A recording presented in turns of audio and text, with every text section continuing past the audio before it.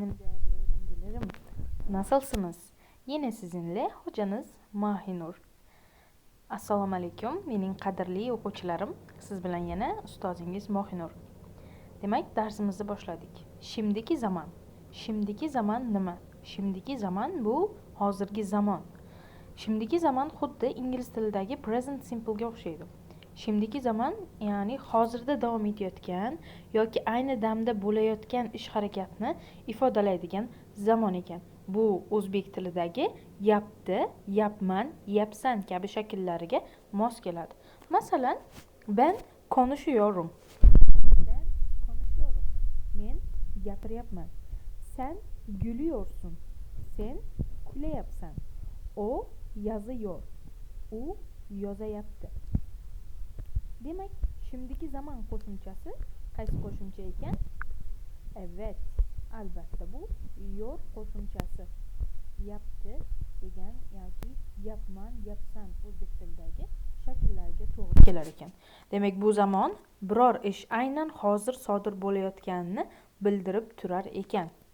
Xo'p, qanday qilib yasaymiz şimdiki zamanni deysizmi? Evet, fe'lning asliga, ya'ni mak yoki mek turkchadagi, bu o'zbek tilidagi moq qo'shimchasiga to'g'ri keladi. Mana shu qo'shimchasini olib tashlagan shaklimizga fe'lning asl shakli o'zagi desak, yor qo'shimchasini qo'shamiz, so'ngra shaxs son qo'shimchasini qo'shamiz. Evet, fe'l asosi, yor qo'shimchasi va shaxs son qo'shimchasi. Esingizdami shaxs son qo'shimchalari?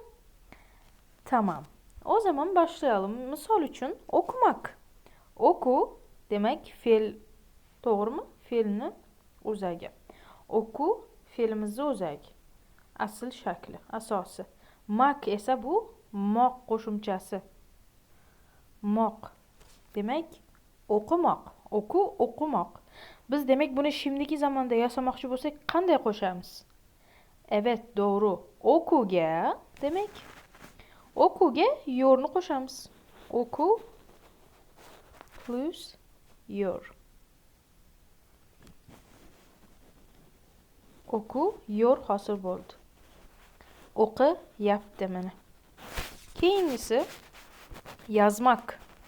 Yazmak ya'ni yozmoq. Yaz so'zni asosi, ya'ni fe'lni asosi, unga yorni qo'shadigan bo'lsak, burada yazı yor hosil bo'lyapti. Yaz fe'lni asosi, moq qo'shimchasi tushib qoldi, plus yor. Yazı yor deb demak, şimdiki zamonda fe'limizni yasab tuslab oldik. Keyin esa har bir shaxs uchun turlicha qo'shimchalar qo'shiladi. Buni biliyorsunuz, değil mi? Evet. Bu hangi ekler? Evet. Yani shaxs son qo'shimchalarimiz. Benga qaysi edi? Evet. Sen bo'lsa sun, o bo'lsa yo'q edi. Bizga uz, sizga sunuz ve onlarga yo'q qo'shimchasi yoki larni qo'shsak ham bu xato hisoblanmaydi. Xo'p, arkadaşlar, ko'rib chiqamiz. Demak, men o'qiyapman. Ben okuyorum. Tahlil qilamiz. Demak, arkadaşlar, ya'ni o'qimoq fe'lini har bitta kishilik olmoshida shaxs son qo'shimchasi bilan tushilib chiqilibdi bu yerda. Demak, o'qu burada bizim so'zimizning asosi, fe'l asosi, yor yapti qo'shimchasi, bu shaxs son qo'shimchasi edi. Doğrumu? Evet. Demek xuddi shunday yasalgan. Bu yerda qanday yasalgan? Fe'l asosi plus yor plus shaxs son qo'shimchasi. Shaxs son qo'shimchasi. Keyingisi ham xuddi shunday. Sen okuyorsun. Sen okuyorsun. Xuddi shunday tahlil qiling. O'qu fe'lni asosi, yor yapti şimdiki zaman, sun bu evet shaxs son qo'shimchasi. Demak, keyingisi o, uchinchi shaxs birlikda u o'qiyapti, o o'qiyor. Doğru mu? Burada ekimiz yok. Niye? Çünkü üçüncü şahsda qo'shimcha yo'q edi. Keyingisi birinchi shaxs ko'plikda biz o'qiyyoruz. Siz o'qiyyorsunuz. Onlar o'qiyyor yoki o'qiyorlar. Anladınız mı?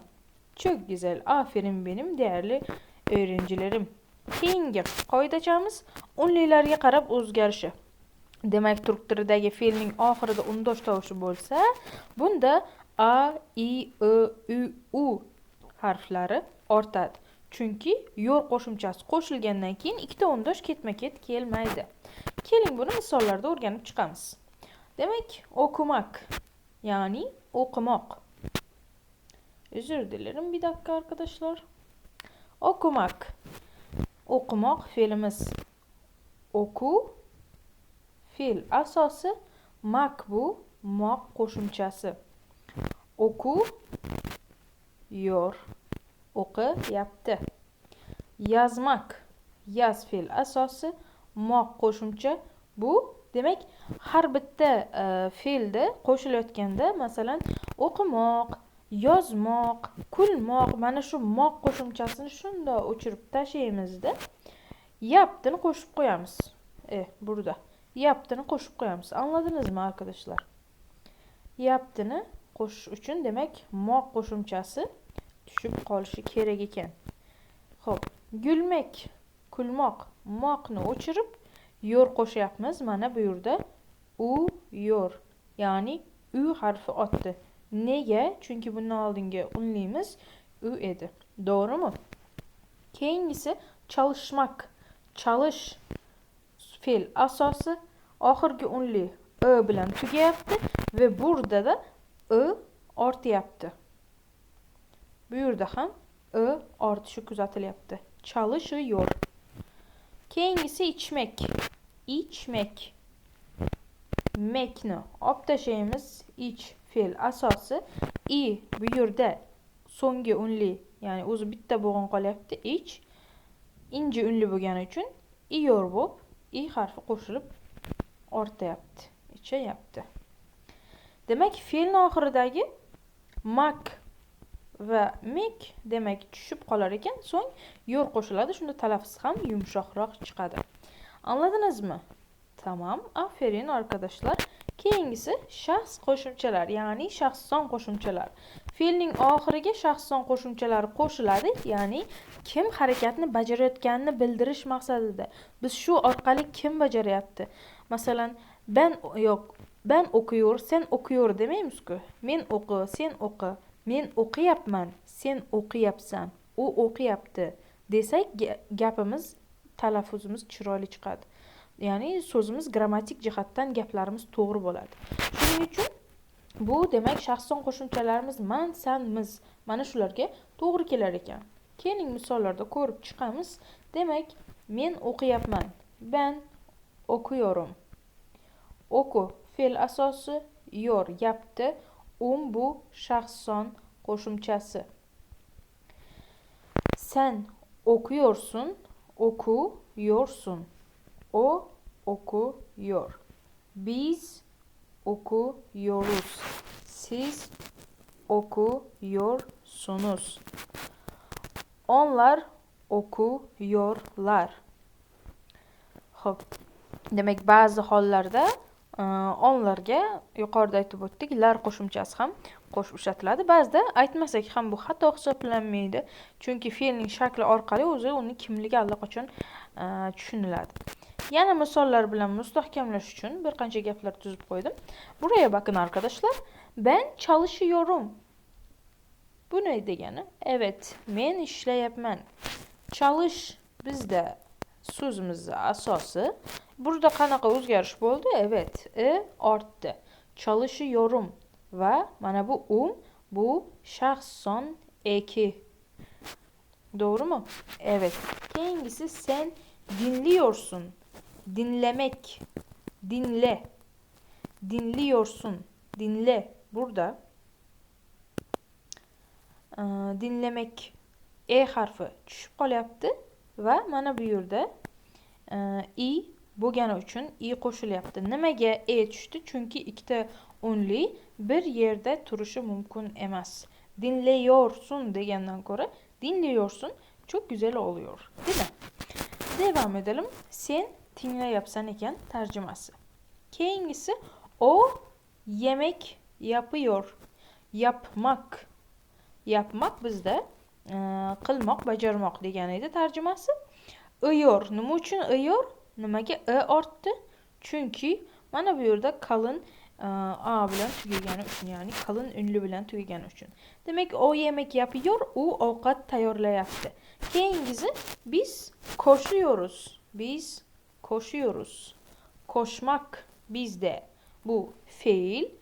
Koş fiilning asosi uyor. Nimaga uyor? Chunki o bu yerda bizda qalin unli bo'lgani uchun u harfi otdi. Mana bu uz esa bu shaxs son qo'shimchasi hisoblanadi. Siz oturuyorsunuz. Siz oturuyorsunuz.